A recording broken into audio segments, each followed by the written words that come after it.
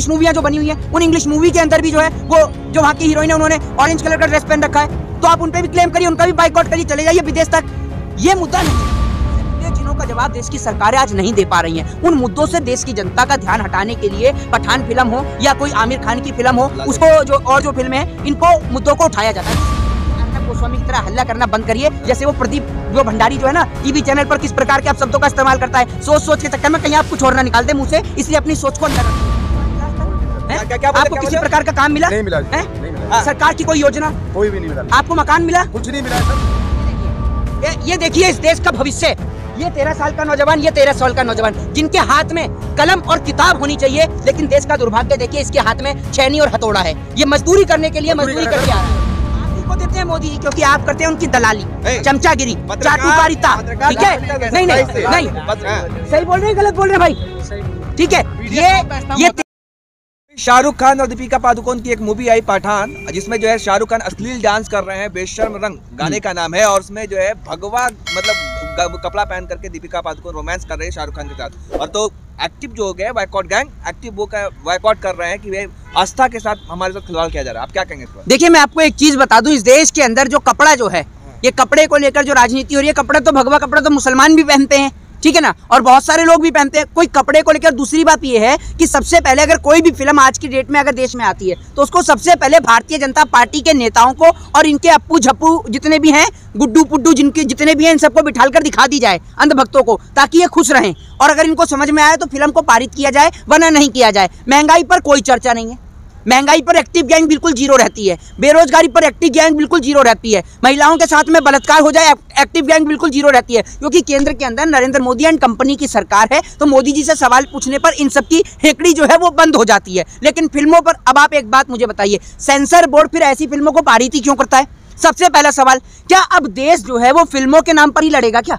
ये बताइए आप मुझे। दूसरी बात, अभी हाल ही के कुछ दिन पहले जब शाहरुख खान माँ वैष्णो के दर्शन करने के लिए गए, देखा ना आपने, उन्होंने माँ वैष्णो के दर्शन भी किए, आप सभी ने देखा होगा, उम्रा करने के बाद में जब वो वहां से आए। तो आप एक बात मुझे बताइए कि कोई भी अगर फिल्म आती है, बहुत सारी फिल्में, अगर आप देखें कि बहुत सारी फिल्म जो और भी बनी हुई, इंग्लिश मूवियां जो बनी हुई हैं, उन इंग्लिश मूवी के अंदर भी जो है वो जो वहाँ की हीरोइन है उन्होंने ऑरेंज कलर का ड्रेस पहन रखा है, तो आप उन पे भी क्लेम करिए, उनका भी बाइकआउट करिए, चले जाइए विदेश तक।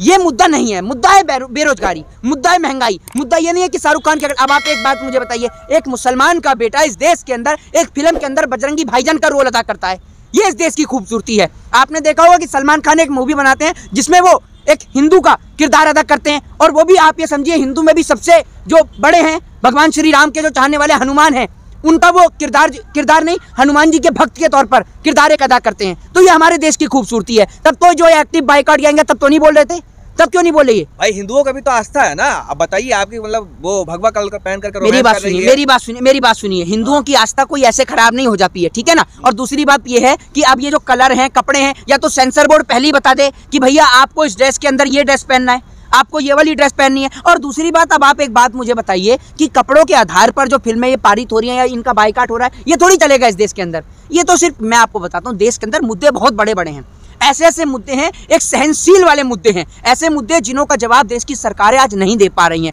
उन मुद्दों से देश की जनता का ध्यान हटाने के लिए पठान फिल्म हो या कोई आमिर खान की फिल्म हो, उसको जो और जो फिल्में हैं, इनको मुद्दों को उठाया जाता है। दूसरी बात, अब क्या ये समझ रहे हैं, शाहरुख खान की अगर ये इस मूवी का बाइकआउट करेंगे तो क्या उसके घर में रोटी नहीं पकेगी? ये बताइए ना। शाहरुख खान ने थोड़ी मूवी बनाई है भैया, मूवी तो जिस प्रोड्यूसर ने बनाई, जिस डायरेक्टर ने बनाई, आप उससे सवाल करिए। शाहरुख खान ने थोड़ी मूवी बनाई है, उसने तो उसमें किरदार अदा करा है, ठीक है। तो आप जो है उस प्रोड्यूसर से और डायरेक्टर से सवाल करिए, आप सेंसर बोर्ड से सवाल करिए। आप हिंदू मुसलमान क्यों करने लग जाते हैं हर जगह? लेकिन दीपिका पादुकोण जेएनयू गई थी ना, आपको पता है कि नहीं? 6 जनवरी 2020 को जब 21 को जब घटना हुई थी जेएनयू में, तब गई थी दीपिका पादुकोण। भाई तो जेएनयू जाना क्या आपराधिक मामला है क्या? देश की वित्त मंत्री वहां से पढ़कर निकली हैं, बताइए आप मुझे। ये गरीबों की आवाज उठाने का हमारा आज की डेट में, सुन लीजिए। अरे ये सारे बिकाऊ चैनल है, अंबानी अडानी के चैनल हैं, जितने नेशनल चैनल आप देखते हैं ना, ये सब बिके हुए हैं, सरकार के हाथों बिके हुए हैं, ठीक है ना। ये सारे भोंपुई हैं, ठीक है। इनका मुद्दा हिंदू मुसलमान का होता है, कभी ज्ञानवापी मस्जिद होता है, कभी मंदिर होता है, कभी इनका जो मुद्दा जो एजेंडा जो होता है वो हिंदू मुसलमान होता है। क्या कभी इन चैनलों को आपने शिक्षा के नाम पर, स्वास्थ्य के नाम पर, महंगाई और बेरोजगारी के नाम पर बहस करते हुए देखा है आपने? ये बताइए आप मुझे। अरे महंगाई है नहीं तो किस पे बस करेंगे? महंगाई बेरोजगारी अच्छा, महंगाई नहीं है, महंगाई नहीं, एक मिनट, अमृतकाल चल रहा है। मेरी बात तो सुन लीजिए, एक मिनट भाई, एक मिनट। महंगाई नहीं है ना देश में, ये बेचारा ये बाल बेच रहा है, ये देखिए ये जो बुढ़िया के बाल होते हैं, ठीक है। अब सुनिए, एक मिनट रुक जाओ। महंगाई नहीं है, एक काम करो, 2000 का नोट इसे निकाल के दे दो। एक अंबानी और टाटा बिरला पत्रकार हमें मिला है, ये इस बेचारे गरीब को 2000 का नोट दीजिए ना। ये तो रोजगार है, अरे दीजिए, पकौड़ा बेचना भी रोजगार है, वो भी तो रोजगार है। आप ये माइक छोड़कर पकौड़ा क्यों नहीं तल लेते? माइक ये पकड़ लेगा भाई, माइक पकड़ लोगे ना। जिसका काम सुनिए, अरे सुनिए, सुनिए, क्या उम्र है आपकी? 13 साल का नौजवान, 13 साल का नौजवान जिसके पास, सुन लीजिए 13 साल। पिताजी क्या करते हैं आपके? बेलदारी करते हैं सर। हैं? बेलदारी। माताजी क्या करती है? बेलदारी। कहाँ रहते हैं आप? झुग्गियों में रहते हैं सर। हैं? एक बात आप मुझे बताइए, पिताजी बेलदारी करते हैं, माताजी भी बेलदारी करते हैं, घर में 2 वक्त की खाने को रोटी नहीं है, सर ढकने को इनके पास छत नहीं है। यहाँ पर शाम को आकर ये बुढ़िया के बाल बेच रहे हैं, और ऊपर से सुनिए, हाँ सुनिए, ऊपर से इनका सामान जो है वो कमेटी वाले उठाकर ले जाते हैं। अब ये अंबानी जो टाटा बिरला, ये भैया ये अंबानी टाटा बिरला पत्रकार है, कह रहे हैं अमृतकाल चल रहा है, एक 2000 का नोट दे दो इन्हें। और यही नहीं, और भी बहुत सारे लोग यहाँ खड़े हुए हैं। मोदी जी कह रहे भैया, मोदी जी कह रहे महंगाई है नहीं देश में। तो एक मिनट, मोदी जी की तरफ से कोई योजना का लाभ मिला है आपको? अभी तो कोई मिला नहीं, कितनी साल सरकार। नहीं, इनको बता दीजिए कि इनके ये सुन लीजिए, राम राजा के अच्छे दिन आ गए। नहीं, ये मुझे बताइए, आपको कोई रोजगार मिला आज तक? कोई नहीं मिला। आपको किसी प्रकार का काम मिला? नहीं मिला, नहीं मिला। सरकार की कोई योजना? कोई भी नहीं मिला। आपको मकान मिला? कुछ नहीं मिला है सर। आप कहाँ के रहने वाले? आपका घर रहने वाले, यूपी के रहने वाले। वहाँ पर तो बाबा जी कह रहे हैं कि बहुत बढ़िया हो रहा है सब कुछ कारोबार। अब सुन लीजिए, अब ये सुन लीजिए, ये बेचारे यहाँ पर इंडिया गेट पर बुढ़िया के बाल बेचते हैं। अब ये इस देश की स्थिति है इनके, ये उत्तर प्रदेश के रहने वाले हैं। ये क्या लगते हैं आपके? ये भतीजा आपके। तो ये देखिए, दोनों चाचा भतीजे जो हैं, ये यहाँ पर रात में काम करते हैं, दिन में बेलदारी करते हैं। इनकी माताजी बेलदारी करती हैं, पिताजी बेलदारी करते हैं, मजदूरी करते हैं, सर ढकने को छत नहीं है, झुग्गी में रहते हैं। और जब यहाँ के सामान बेचते हैं तो एनडीएमसी का सामान उठाकर ले जाती है। रोड डेली का अभी भी गाड़ी खड़ी है एनडीएमसी मेरे साथ, चलो आपको दिखाता हूँ, वो खड़ी है, सामान उठाकर ले जाती है आपका। अरे भाई अच्छे दिन आए ना? कब आएगा सर? पहले मोदी सर कहते थे, प्रधानमंत्री पहले ये कहते अच्छे दिन आएंगे, कब आएंगे सर? अच्छा, अभी नहीं आए सर हमारे। तो बता रहे अच्छे दिन आ गए, अमृतकाल आ गया। कहाँ पे आए सर? गरीब आदमी एनडीएमसी सामने खड़ी, आपको दिखा रहा हूँ, ट्रक खड़ा है। कांग्रेस ने देश को बर्बाद कर दिया था, मोदी जी ने अच्छे देश को भाई साहब, कांग्रेस के राज में ये था, गरीब आदमी 100-200 रुपए 500 रुपए जेब में रहते थे। अच्छा, हाँ। अब किसी की जेब में नहीं रहते, और बताओ। अच्छा, कोई नहीं मिलता किसी को। कांग्रेस ने लूटा है देश को, लूटा लूटा होगा, मैं आपकी बात मान रहा हूँ। हमें यहाँ पहले एनडीएमसी इतनी परेशान नहीं करते, हम गरीब आदमी सर रोजगार करते हैं यहाँ पे। बताओ 1000 तो आप एक बात मुझे बताइए, मुद्दा ये है, आप उत्तर प्रदेश के अंदर रोजगार नहीं है? नहीं है सर, नहीं है रोजगार उत्तर प्रदेश में कोई काम करने आएंगे सर, हम पहले बताइए हमें। अच्छा, उत्तर प्रदेश में रोजगार नहीं, इधर आइए, आप इधर आइए। आप कहाँ से आए? अरे इधर तो, कहाँ से आए आप? कहाँ से? क्या करते हैं आप? काम ही करते हैं, बेलदारी कर रहे हैं। कितनी उम्र है? 13 साल। ये देखिए इस देश का भविष्य, ये 13 साल का नौजवान, ये 13 साल का नौजवान जिनके हाथ में कलम और किताब होनी चाहिए, लेकिन देश का दुर्भाग्य देखिए, इसके हाथ में छेनी और हथौड़ा है। ये मजदूरी करने के लिए मजदूरी करके आ रहा है। ये देखिए, ये इस देश के नौजवान की हालत है। और देश के पत्रकार बड़ी बेशर्मी के साथ खड़े होकर कह रहे हैं कि ये अमृतकाल चल रहा है, और सबके पास अपना मकान है, सबके पास पैसा। अगर आपके पास पैसा है तो 2-2 हजार इन दोनों भाइयों को दे दीजिए, नहीं अपने घर ले जाइए। एक काम करिए ना, एक मिनट, मोदी जी ने आपको कुछ दिया है? आप सुनिए, मना कर रहे हैं तो आप ही को देते हैं मोदी जी, क्योंकि आप करते हैं उनकी दलाली, चमचागिरी, चाटुकारिता, ठीक है? नहीं, सही बोल रहे हैं, गलत बोल रहे हैं भाई?